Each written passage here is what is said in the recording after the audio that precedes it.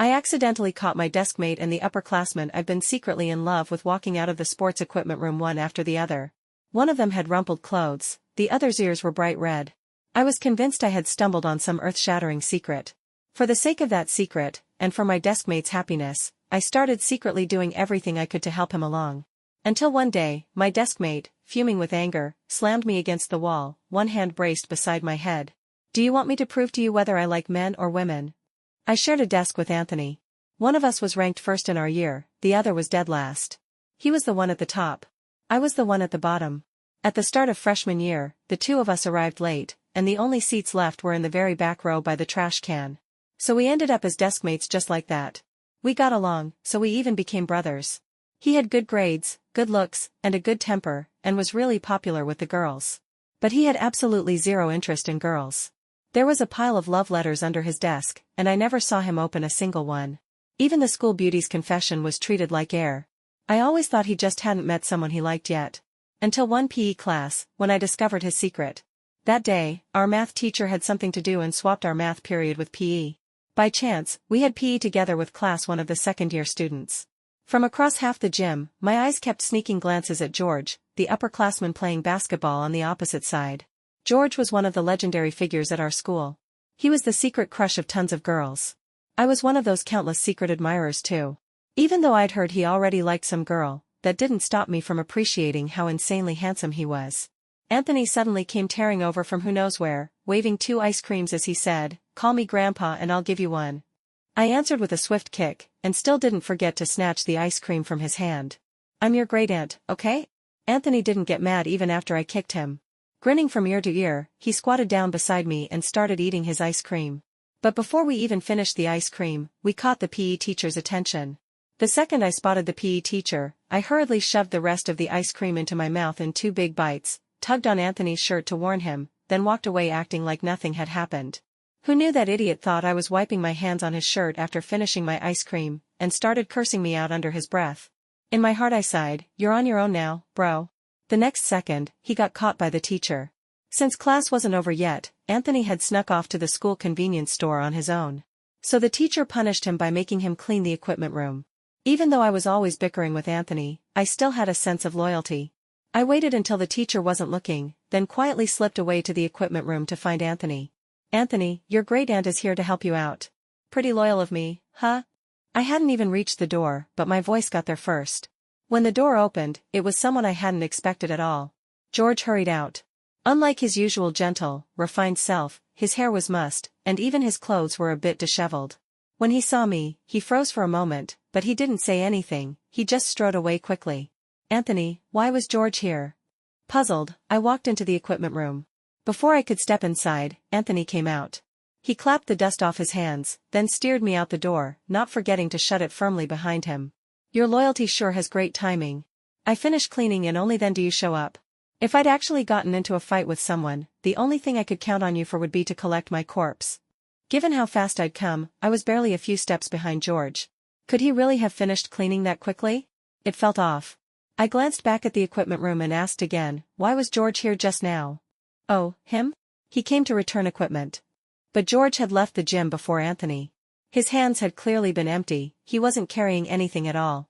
And when I brushed past him at the door, I clearly saw a flicker of panic in his eyes. I looked over at Anthony again and just happened to notice that his ears were bright red. My instincts told me there was definitely something strange going on. After that day, I noticed that every time Anthony saw George, he would immediately turn around and walk the other way. Sometimes, when I brought up George in conversation, his ear tips would quietly turn red again, as if his mind had gone someplace else. Thinking back to the scene in the equipment room that day, I stared at his pink ears and came to a shocking conclusion. Don't tell me those two are together? This is way too explosive, right?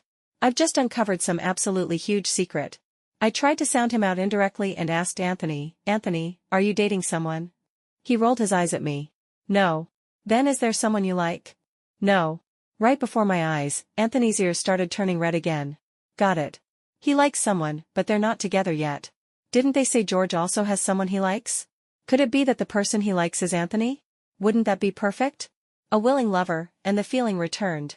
Ever since I discovered Anthony's secret, as his deskmate, I very loyally kept it for him. Feelings that are hard to talk about are bound to be a bit embarrassing once exposed. He probably didn't want anyone to know. But I noticed Anthony really didn't like it when I mentioned George in front of him. The moment I brought George up, he got all uncomfortable. Covering it up. I get it. Then let me be his cover and help pave the way. First step in helping others find happiness. I found out that every weekend George would go to the downtown library to study. So on the weekend, I dragged Anthony to the library without stopping. Did you get your head slammed in a door yesterday? Anthony could not wrap his head around the fact that someone like me, who'd been at the bottom of the class rankings forever, would voluntarily come to a library. After my head got slammed in the door last night, I suddenly saw the light. I've decided to study hard. I can't keep embarrassing you, my deskmate. Anthony might act laid back, but his grades were flawless. He'd been number one for years. He was speechless, but seeing how fired up I was, he didn't have the heart to crush my enthusiasm. I pretended not to see George and picked a spot with a perfect view. I gave Anthony the seat facing George, so it'd be easier for him to flirt with his eyes. With my head bowed, I pretended to work on practice problems, but in reality I was just counting English words. I could feel Anthony's burning gaze shooting right over the top of my head toward the person behind me. So as not to disturb him, I didn't even dare lift my head. The longer I stared at the English in front of me, the dizzier I got. I didn't even know when I'd fallen asleep on the desk. In the end, it was Anthony who shook me awake. That day, Anthony seemed really happy. Quietly, I gave myself a mental thumbs up. My deskmate's happiness depends on me. I'm going to help my deskmate break free from society's judgment and march toward a happy future. After arranging a chance encounter as the first step, the next step should be physical contact. I was walking along, thinking about how to create physical contact. When I looked up, well, what a coincidence. George was walking toward us, arms full of a stack of test papers. Anthony, meanwhile, was walking with his head down playing on his phone, not watching where he was going. Just as George and Anthony were about to pass each other, in a split second, I lunged forward and kicked the back of Anthony's knee. With that kick, Anthony dropped straight to his knees and fell into George's arms. I secretly rejoiced. Anthony must be over the moon. I turned my head, ready to watch the show. But all I saw was Anthony's face turning stormy, jaw clenched as he climbed out of a dazed George's arms. Monica. He looked like he was about to eat me alive. Why is this not going the way I imagined? Anthony strode toward me. Sensing that things were not looking good, I immediately bolted. Okay, so that was a bit too obvious. Anthony clearly didn't like it. I could only switch tactics. Anthony, I want to ask you something. Spit it out if you've got gas. I have this friend who likes a guy but doesn't know what gift to give him. Do you have any suggestions? Anthony half squinted at me, his gaze suddenly sharp. It's not me, it's a friend of mine. His stare was making me nervous, so I hurried to deny it. Only then did Anthony answer lightly, a game console. I went to check the prices. The cheaper ones cost over 1,000, the expensive ones went up into the tens of thousands. I opened my phone and stared at my pitifully small balance. Buying one that cost around 2,000 should be fine, right? What really matters is the thought, after all. For my deskmate's sake, I gritted my teeth and poured 2 months of my allowance into it. After buying it, I even trotted over to show it to Anthony for approval. As long as Anthony thought it was okay, then giving it to George should be no problem. When you're giving a gift, a love letter is essential too. So I went to bother Anthony again. Anthony, you get so many love letters all the time. Can you lend me a few to look at? Anthony casually pulled several pink love letters from under his desk. Here. I opened a few of them and carefully copied some of the lines. Anthony leaned over. Writing a love letter? Didn't I tell you last time? My friend wants to confess to a guy, and she asked me to help her write a love letter. Maybe because I was feeling guilty, or maybe because his stare was making me flustered, the pen in my hand slipped and fell. I avoided Anthony's gaze, bent down to pick up the pen, and when I straightened up, I bumped into the corner of the desk, but the pain I expected never came. Anthony had already put his hand on the desk corner, blocking it for me. And he still found the time to mock me. You're unbelievably dumb. Gift and love letter, both ready. The next step was to find the right chance to hand them over. Coincidentally, our math teacher had something to do again and swapped class with PE. Once again, George's class had PE at the same time as ours. I absent-mindedly went through the stretching exercises while plotting that once it was free activity time, I'd slip away. I'd already signed Anthony's name at the bottom of the letter. In a bit, I'd quietly stuff the letter and the gift into George's desk, and it would look like they were from Anthony. As soon as the teacher said we were dismissed, I immediately ran to the doorway of class 1 of the second years, gift and love letter in hand. Just as I reached the door, I bumped right into George. For a moment, the atmosphere was awkward. Forget it. Since we'd already run into each other, I might as well be direct. I took out the gift and the letter and held them out to him. I'd thought helping someone else confess would be easy, but now that the words were on the tip of my tongue, I couldn't get them out. Gee George, this. Before I could untangle my tongue and get a full sentence out, George pushed the gift and letter back to me. Sorry, I already have a girlfriend. Wait, someone beat Anthony to it? George, can I ask who your girlfriend is? Maybe Anthony and George had already made things official and private. A senior, Rachel. Rachel, the top student girl in our senior year. When George mentioned Rachel, his smile was gentle. I, on the other hand, was still frozen in shock. George likes girls? Then what was with him blushing at Anthony? What about Anthony? His true feelings had been misplaced. He must be devastated. A burning gaze pulled my attention away, and I finally noticed Anthony standing by the stairwell, looking at me. Crap. He'd probably heard everything I'd just said. Sure enough, the moment Anthony realized I'd seen him, he turned on his heel and walked away. I didn't have the mind to worry about George anymore and hurried after Anthony. Anthony. Anthony's face was black as thunder, his steps fast. No matter how I called his name, he wouldn't stop. When I finally managed to catch up, I grabbed his arm and blocked his way. Anthony, don't get worked up. There are plenty of fish in the sea. Why cling to this one blade of grass called George? If he doesn't like you, that's his bad taste. We'll just find someone new. Anthony was silent for a moment, then let out a furious little laugh. You're saying I like George? Under his man-eating gaze, I nodded cautiously. Isn't that the case? So you bought the gift and wrote the love letter because you were planning to confess on my behalf? Yeah. Anthony seemed to have a headache, he lifted a hand to rub his forehead. Monica, who told you I like George? If you don't, then why do you blush every time you see him? And that day in the equipment room, George walked out with a red face too. Who knew what they had been doing in there? It's not what you think. The moment I brought up the equipment room, a suspicious flush crept over Anthony's face again. Huh?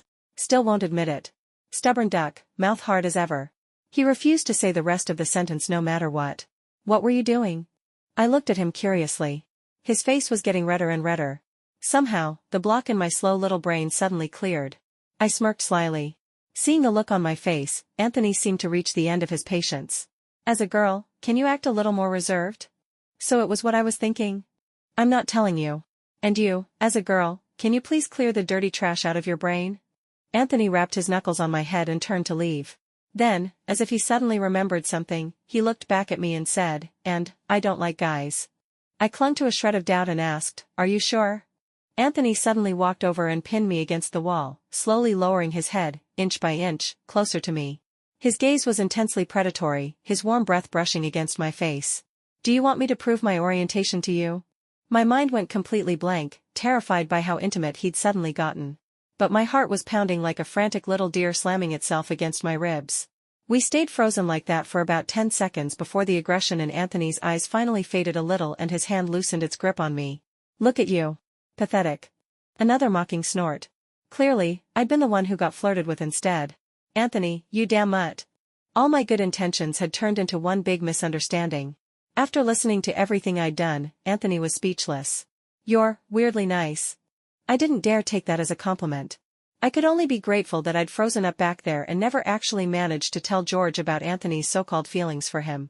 Otherwise, I probably wouldn't just lose face in front of George, Anthony would most likely murder me himself. As for my precious game console and love letter, Anthony confiscated them on the spot. That was what I'd blown a huge sum on, 2 months of my allowance. I'd originally planned to have Anthony reimburse me after I delivered the present. Now my entire investment had gone straight down the drain. Sigh. 2 months of allowance, gone. How was I supposed to afford my beloved sugary sodas now? I'd been busy sewing a wedding dress for someone else, only to almost turn it into a funeral shroud. For all my hard work and sacrifice, all I got in the end was bitterness. Well, serves me right for messing everything up. I kept sighing dramatically in front of Anthony, trying to stir up his conscience. I hoped he'd return the game console to me. The love letter didn't really matter. Finally, on the 3rd day of my non-stop chanting in his ear, he clapped a hand over my mouth. For the love of God, can you shut up for 1 second? Give me back my game console. Have you even looked at your score on this monthly exam, and you still think you get to play games? I stared at the big fat 10 on my math test and fell into deep contemplation. Maybe I should treat myself to fried dough sticks and an egg tomorrow while I still could. Seeing how hopeless I looked, Anthony stared down at my textbook and fell into contemplation of his own. My textbook was plastered with photos of top idol singer Alan. Sensing something off in Anthony's gaze, I hurriedly covered my book. Hands off. You're not allowed to lay a finger on my Alan. You can have the game console. Anthony looked like he really wanted to strangle me, but he held himself back. He took a deep breath before finally saying slowly, if you can make it into the top 20 on the next monthly exam, I'll take you to Alan's signing event. The moment I heard Alan, I shot up like I'd been injected with pure adrenaline. Top-tier musical genius Alan. Who wouldn't love him? Tickets to this signing event were impossible to get. Even if you spent tens of thousands, you still wouldn't be able to buy your way into his lap. However, the second my eyes fell on that huge 10 on my math paper, I deflated again. Someone like me, dead last in the class, making it into the top 20? That sounded like a fairy tale. VIP tickets. Front row. Suddenly I felt like I absolutely could do it. What's so hard about that? For the sake of those tickets, I stopped bickering with Anthony in class. I devoted myself entirely to the noble cause of earning my way into Alan's signing event. I wrote down the names of the 20 students ranked ahead of me. Then I went around trying to cozy up to them one by one. Monica, if you try to game the system again, I'll tear the tickets up right in front of you. Anthony saw through my little scheme at a glance and snapped, completely out of patience. Don't, let's talk this out. You're so young, why is your liver fire burning this hot? With Anthony breathing down my neck, I didn't dare pull any more tricks. All I could do was study honestly and obediently. But starting from scratch isn't easy, especially for a hopeless flunky like me. Anthony, for his part, really did tutor me patiently and tirelessly. Although personally, I felt like he was torturing me in a different form. But so what if it was torture? My lifeline was in his hands. For Alan, what's a little suffering? He really knew how to push my buttons. The moment my attention wavered or I started to slack off, he would take out the ticket and dangle it in front of me. I'd immediately start scribbling so fast my pen was practically throwing off sparks. While I was agonizing over whether to pick A or B on an English multiple-choice question, Anthony suddenly asked me, Monica, have you ever thought about what you want to do in the future? Without even looking up, I pointed at options on the page and answered, be Alan's loyal lackey. Silence fell like a curtain. I finally looked up at Anthony. From his expression, I could tell he really wanted to wring my neck.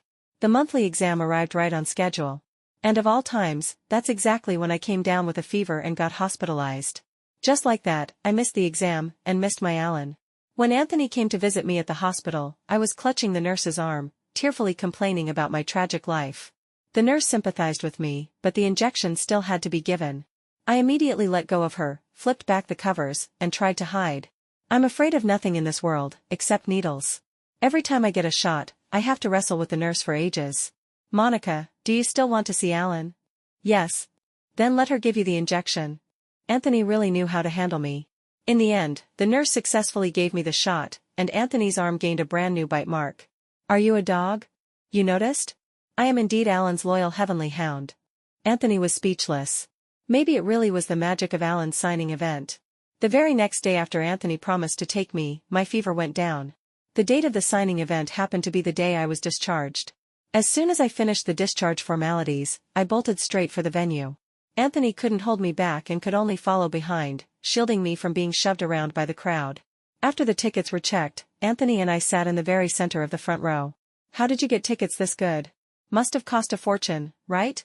My dad's company gave them out for free. Is your dad's company hiring? Anthony gave me a look. They don't hire child labor. I'd chased Alan for so long, but this was my first time seeing him in person. Everywhere I looked, there were posters of him, and every fan was holding support merchandise. I was so excited I kept looking around, and soon I felt so hot I wanted to take off my jacket. Anthony frowned, looked up at the air conditioning vent overhead, then draped my jacket back over my shoulders. I don't want it on, it's hot. Do you want a few more injections? At the mention of needles, I obediently kept the jacket on. This guy always knew exactly how to grab my weak spot. One day, I was definitely going to find his weak spot too. And squeeze it for all it's worth. Little sister, are you also a die-hard Alan fan? An older girl, a few years my senior, sat down beside me. I nodded and smiled at her. You're so pretty when you smile. You even have 2 little dimples like Alan. Sis, you're really pretty too. Being called pretty made my heart bloom with joy, and my smile got even brighter. Having the same dimples as my idol made me even more proud. Are Alan's fans all blind? Anthony muttered snidely under his breath beside me. I kicked him, hard enough to twist his face in pain. Once the signing event began, I gazed up at Alan on stage in a daze. How could someone be this perfect? So handsome it was practically a crime, and his voice was pure heaven. I didn't know how much time had passed when Anthony nudged me with his elbow, signaling that the VIP fans could go up on stage to interact and get their signed albums. Seeing how dazed I was, Anthony dragged me onto the stage with a dark look on his face. When we stood in front of Alan, he smiled and held out his hand to me. I was so excited that I grabbed it with one paw. So smooth, so fair. Want a signature? Yes, yes. Then I realized my hands were completely empty. Only then did I remember I'd come straight from the hospital to the signing event and hadn't brought an album or anything. I thought about having him sign my jacket, only to realize I was dressed completely in black today. I glanced at Anthony, who was wearing a white jacket. Anthony instinctively took a step back. In the end, I still managed to strip off his jacket and hand it over for Alan to sign. You two look so young. Still students? Alan asked as he signed. Yeah, we're in our first year of high school. Only first year? Then you really need to work hard. If you ever get first place on an exam and come find me, I'll give you a present. Okay, okay. After signing for me, Alan turned to Anthony with a squinty-eyed smile. And you, little boyfriend, where do you want me to sign? No need. Anthony answered with an awful expression, then tugged me off the stage. Hey, what's the rush? I haven't even had a proper chat with Alan yet. With Alan's encouragement, I became even more motivated to study. Slowly, my grades started to climb. I was still a long way from taking first place, but at least I was constantly improving. By the time we moved up to our second year, my grades had already reached the upper middle range. When it came time to choose between arts and sciences, I chose liberal arts and Anthony chose science. I thought I'd finally escaped the clutches of tutor Anthony. Who knew he would still whip out Alan's tickets from time to tempt me, using them as rewards for my progress. I'd always been curious how his dad's company had so many tickets to Alan's events. It wasn't until later that I found out Anthony had been hiding a shocking secret from me. He'd known Alan a long time ago. The since they were kids kind of known. And his dad's company was Alan's management company. The first time we went to the signing event, he'd asked Alan for those tickets. And he'd done it so cockily, too, demanding the best seats. He'd even gotten Alan to tell me at the signing to study hard. Because he knew I'd listen to Alan. No wonder he was so expressionless around Alan, even pulling a face. And no wonder it was so easy for him to get tickets to Alan's signings and concerts. Once I found out Anthony knew Alan, I became a regular visitor in his class. All day, every day, I clung to Anthony, begging him to tell me stories about Alan. But Anthony refused to let even a single syllable slip. I asked him why. With how desperate you are to strip him down to his underwear just to see what color it is, I'm afraid that if any scandal breaks about Alan, the people at my dad's company will come for me first. I flashed my shiny row of teeth, flexed my jaw, and lunged at him. Just as we were horsing around, a girl walked over. Anthony, are you free right now? The girl was petite and cute. When she spoke, her eyes were fixed shyly on Anthony. What is it? There's this physics problem I don't understand. Could you explain it to me? Anthony didn't answer her right away. Instead, he looked at me. What are you looking at me for? Take your time explaining. I'll head off first. I oiled the soles of my feet and slipped away. Only when I'd walked some distance did I look back. Anthony had his head lowered, explaining the problem to her. The girl's head was bowed, listening carefully, the tips of her ears red. Their heads were practically touching. Did they need to be that close just to go over a problem? What, were they transmitting knowledge directly brain to brain? How come he was never this gentle when he tutored me? Anthony, that damn mutt. Blinded by beauty and abandoning his friend. The next day at the library, I decided to test whether Anthony was really that easily swayed by a pretty face. So I imitated that girl's behavior from yesterday. While he was explaining a problem to me, I kept inching my head closer to his. He moved a bit away, I leaned in closer. He moved, I leaned. Finally, he couldn't take it anymore. Monica, are you trying to get me to count how many flakes of dandruff you have? Sure enough, he was still that fierce with me. Why did every girl who saw him seem to fall for him? I just didn't get it. Sure, he looked decent enough. But his personality was annoying as hell. If his personality were just a little better, I know I'm handsome. Wipe your drool and finish the problem. Forget it. I took it back. Who would have thought that someone like me, a chronic underachiever who'd always ranked at the bottom, would make such rapid progress under Anthony's threats and Alan's temptation? I actually scored high enough on the college entrance exam to get into an undergraduate program. Excited out of my mind, I called Anthony. Hey, Anthony. Did you see the message I sent you? My college entrance exam score is definitely enough for a bachelor's program. In stark contrast to my excitement, Anthony stayed silent on the other end for a long time. Hello? Anthony? Did you hear me? Yeah, I heard. His voice lacked its usual energy, sounding weak and drained. "What's wrong with you?" Again, there was a long stretch of silence. I felt something was off. Calling his name, I grabbed my bag and ran outside. I'd been to his place a few times before, so I quickly grabbed a taxi and headed straight there. I called out a few times at the door, but no one answered. So I started knocking. After a long while, the door finally opened. Anthony's face was slick with sweat, flushed red all over, looking sick and weak. "What are you doing here?" He stared at me in surprise. "I could tell something was off when we were on the phone, so I got worried and came to check on you." I reached out and touched his forehead, then touched my own. His was burning much hotter than mine. "You've got a high fever." "I know. I just took some medicine. I fell asleep by accident after we hung up." Anthony stepped aside to let me in. Once I was inside, I realized the whole place was empty, eerily quiet. "You're here alone? Where are your parents?" "They're on a business trip. They won't be back for half a month." He headed toward the kitchen to pour me some water. "At a time like this, forget the water. Go lie down, now." I found a thermometer and checked his temperature. 39 degrees. I frowned and shook Anthony awake again. He'd already drifted off. "Anthony, you have to go to the hospital. It's 39 degrees. If this keeps up, you really will fry your brain." Stripped of his usual cocky attitude, Anthony sounded a bit like a stubborn kid. He burrowed deeper under the blanket, mumbling that he didn't want to go. "Do you want me to call 120 and have an ambulance drag you there, or are you going to get in a cab while you're still conscious?" For once, I had him right where I wanted him. At the hospital, it turned out to be just a simple fever. A couple of 4 drips and he'd be fine once it went down. I helped Anthony into the infusion room, got his 4 set up, then ran off to pay the fees and buy him some porridge. When I came back, he was already slumped against the chair, fast asleep. I touched his forehead again. It felt a little cooler than before. Only then did I feel relieved and sit down beside him. With Anthony quiet for once, without his usual lazy swagger, he looked like a well-behaved little cat sleeping peacefully. Actually, Anthony was even better looking than George. It's just that he usually acted so unserious he couldn't compete with George's appeal to the girls. I suddenly remembered that time he'd pinned me against the wall in the corner. That was the first time I'd felt my heart race with him the way it did when I saw George. Looking at his sleeping face, my hand drifted up to the bridge of his nose before I even realized it. In his sleep, he seemed to sense something and shifted a little. Startled, I jerked my hand back and tilted my head, pretending to sleep. I heard Anthony give a quiet cough, then everything went silent again. After a long while with no movement, I finally let out a breath. The next second, something heavy settled onto my shoulder. Anthony's head had tipped over onto it. At first, I thought he was doing it on purpose. I called his name softly a few times, but he didn't wake up.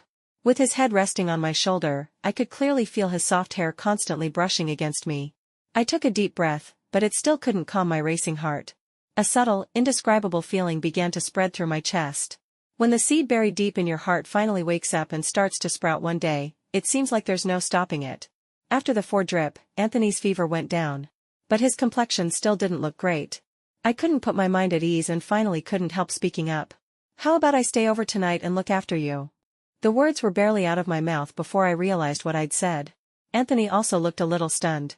No, that's not what I meant. It's just, you still don't look so well, and I'm afraid your fever might come back later. There's no one at home to take care of you, so I thought I could stay and look after you. If you feel it's inconvenient, I can sleep on the sofa." No, that's not, BFF. Anthony burst out laughing at my flustered rambling. He reached out and ruffled my hair. "No need. I can take care of myself. Go home and don't worry." Anthony's gentle voice was like a soft feather, lightly brushing the tip of my heart. It felt unfamiliar, yet somehow I couldn't help but crave more of that feeling. Even after I went home, my heart wouldn't calm down for a long time. I kept replaying all my strange reactions from that day. It was like something suddenly clicked in my head, and a thought sprouted, one so unreal even I could hardly believe it. That night, I overthought everything, tossing and turning until almost dawn before I finally fell asleep. The next day, when I showed up to see Anthony with a pair of dark panda eyes, he made fun of me. But this time, I didn't roll up my sleeves and punch him like I usually did. I just avoided his gaze a little awkwardly and forced my tone to sound casual. "If you weren't still sick, your big sis here would have beaten you till you were picking your teeth up off the floor." His face suddenly leaned closer, his breath like a light breeze brushing my cheek. I tensed up in an instant. "Why is your face so red? Are you running a fever too?" Anthony reached out and checked my forehead. I slapped his hand away and glared at him. "TCH, you're the one with a fever. You think I'm as weak as you? If you can still sass me like that, you're fine." I thought I'd passed it on to you. Anthony chuckled and let his hand drop. Only when I saw him walk off to the kitchen to pour himself some water did I finally let out a breath. Pressing a hand over my wildly pounding heart, I felt as if the fog inside it had been gently swept aside. I think I've fallen for Anthony. After the college entrance exam results were released, graduation ceremony followed. I sat in the noisy, bustling auditorium, absent-mindedly picking at my fingers. For the past few days, I'd gone over it again and again, confirming to myself that I really did like Anthony. And just as often, I'd worried about whether Anthony liked me back. Having my emotions yank me around by the nose like this felt awful. In the end, I slapped my forehead and decided to find a chance to confess to Anthony. Whether he likes me or not could be cleared up with just one sentence. If he doesn't, I'd rather he just rip the bandage off cleanly. The graduation ceremony is about to begin. Students, please return to your class seating area and remain quiet. The dean's voice echoed through the auditorium. I came back to my senses and instinctively searched the crowd for Anthony. When you like someone, it's like they come with their own GPS, you can spot them with just one glance. My gaze swept through the sea of people and landed on Anthony. He seemed to sense it and turned to look at me. He lifted the corners of his mouth into a smile and waved. The heat in Anthony's eyes made my heartbeat speed up again and again. Just thinking about confessing to him later made me so nervous I could barely sit still. I reached into my pocket for the little note. Afraid I'd forget what I wanted to say to Anthony later, I'd written it all down. But when I reached in, my pocket was empty.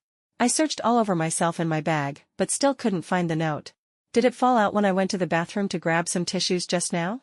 I was just wondering if I should go back and look for it when thunderous applause suddenly broke out. Anthony had already gone up on stage to give a speech as one of the outstanding graduates. I silently sat back down. I didn't want to miss Anthony's moment in the spotlight. I had to admit, Anthony looked incredibly attractive when he was serious. College is prime dating season, who knew when some pretty female undergrad might swoop in and steal him away? How had I only ever noticed his lazy, unserious side before? If I'd realized earlier, with me being the girl closest to the water and the moon, I definitely would have had the confidence to win him over. Once we went off to college, we'd probably see each other less and less, and it wouldn't be so easy to build our relationship. I was still staring at Anthony and spacing out when a voice rang out, setting off a commotion. Anthony, I like you. Now that we're graduating, will you be my boyfriend?